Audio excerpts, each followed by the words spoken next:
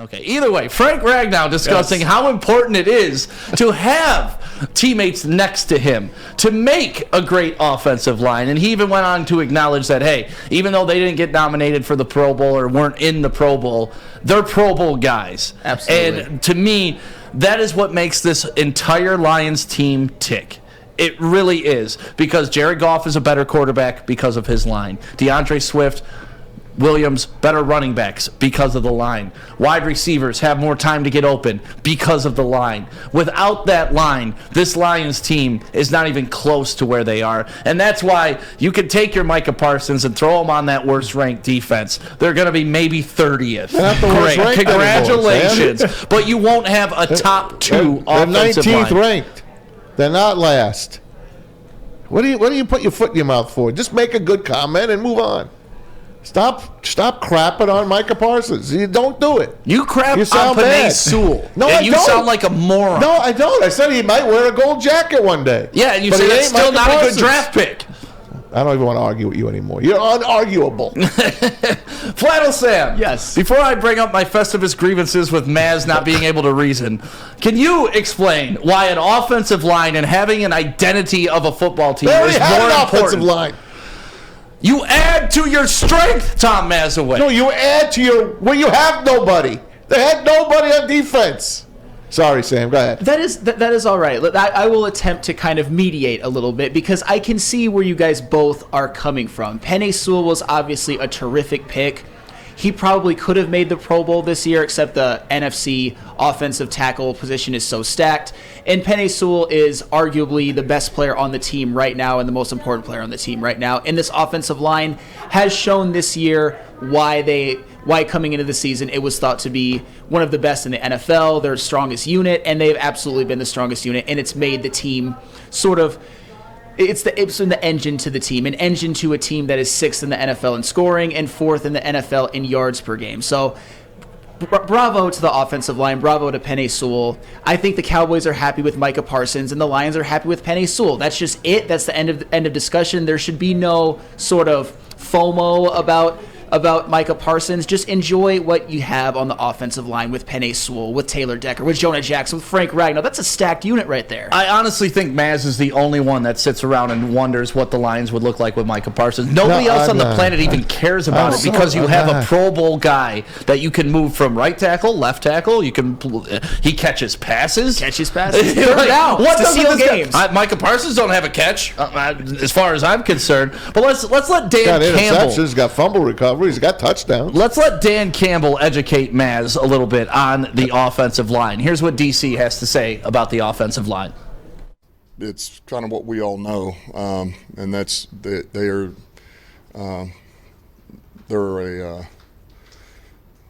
a force. You know, it's a good unit. It's a real good unit. It's a talented unit. It's a tough unit, and you know, it's a resilient group, and it shows up on tape, and you can't ignore it. And it's one of the reasons why we're winning. One of the reasons why we're winning. Yep. It's our identity. It's who we are. They help us. It's everything that they needed to build, and it's what Brad Holmes envisioned. And if you think you're smarter than Brad Holmes, tell me right now, Maz. I didn't say I was smarter than him. I think I'm as smart. That's why you wanted Malik Willis at number 2. I didn't say number 2. I said just grab a effing quarterback, okay? The last quarterback they picked was Matthew Stafford. Don't give me no 7th-round guy from Ottawa either. Someone's going to come in the chat. I don't want to hear about it. You know what I'm talking about. I do know what you're talking about. Okay. But Flannel Sam, we kind of, I think, are in alignment on this, that without this offensive line, the team is not the same. No, without this offensive line is the key to the success of this team. This offense this year, by the numbers, has been an elite offense, and it all starts up front with that elite offensive line.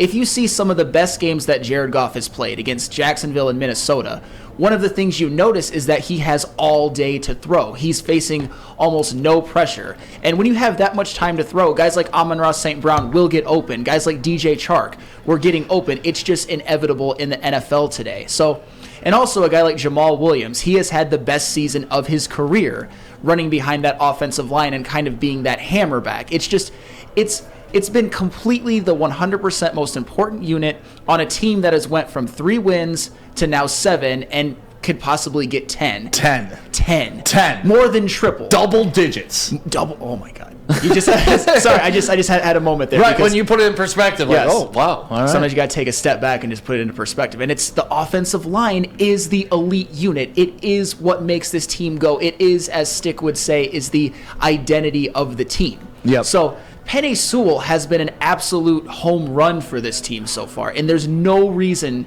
to even think twice about it. He's been amazing. Yeah, and he's part of the reason why the Lions are trending in the right direction, Yep. and I think Dan Campbell also agrees with that. Another Yep. great clip by Noah. Here's Dan Campbell talk about how this team is trending. But we have an opportunity here. And I think that in itself is, a guy like Decker's been here 7 years, been in one playoff. Hey, man, you don't know. And we are trending the right way. And I believe we're going to get better. We'll be better every year. But that doesn't mean you don't know what kind of opportunity you have, particularly you young guys, man. You better hold on to it and grasp it, us coaches, all of us, and let's make the most of it. And there it is. I mean, they have an opportunity sitting in front of them. I like how he acknowledged these are young guys because that's a very important thing to discuss with this Detroit Lions team. This isn't a bunch of guys that their contract years are up next year.